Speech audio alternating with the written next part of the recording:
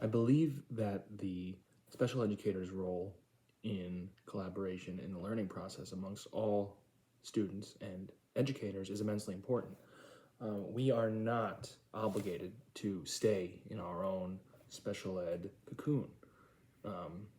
We should be working with all grade levels, all teachers that have access to, gen ed students, as well as special ed students. Some teachers that might be taking in some inclusion students into their classrooms, and some teachers that aren't. It can benefit every teacher, every educator, to have that experience of understanding how to best navigate a student with special needs. Isolating yourselves in the education space by not learning from others, learning from gen ed teachers, learning from speech pathologists, from occupational therapists and physical therapists, and sticking to your own philosophy without input from somebody else is detrimental to the learning experience for both you as an educator and the student. Many teachers have many things to offer for everyone, and many teachers have holes in their learning and teaching abilities that can benefit from another teacher's input. We are all constantly learning. We're all always learners. Just because we are now teaching the next generation of learners does not mean that we ourselves cannot be learning still. Therefore, we need to be open to learning from our colleagues, and us as special ed teachers need to be able to communicate our ideas and our concepts with our students to the general ed population, in order for them to be able to benefit their population of students as well. Some dispositions that I feel I possess that benefit me as an educator are my patience ability and my thoughtfulness ability. I know for myself that I am a very patient person. I am very much able to digest a situation, take it in, understand the context of the situation, and work towards a solution based on that context. I try not to be rational. I try to be rational in my responses. I try not to be reactionary in my responses, and just listen, observe, take everything in, and come to a conclusion based on that.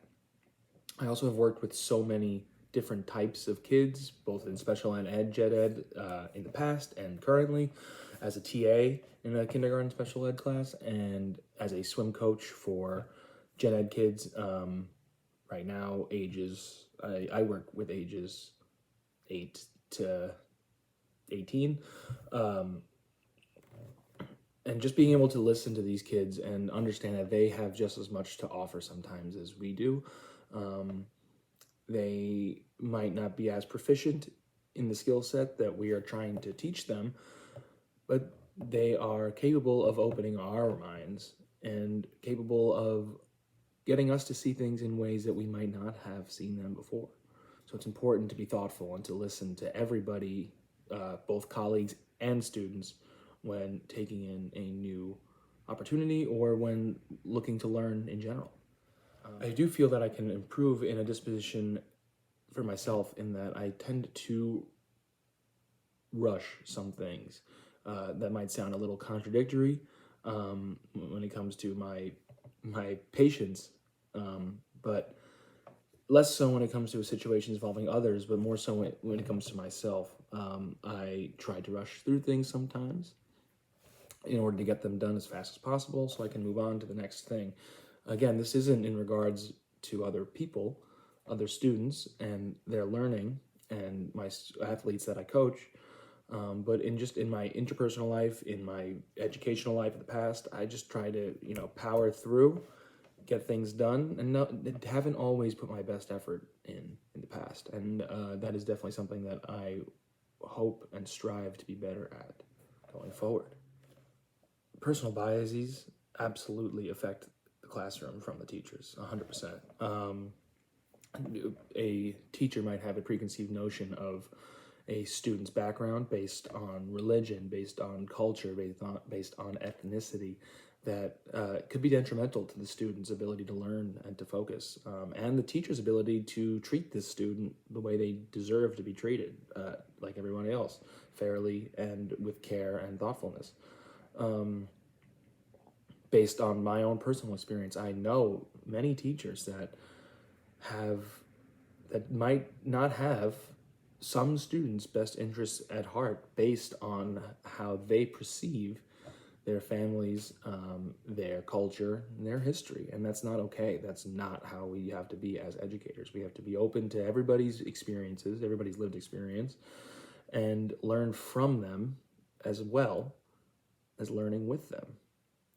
We have just as much to learn as teachers from these students as they have to learn from us. So it's important to take that in.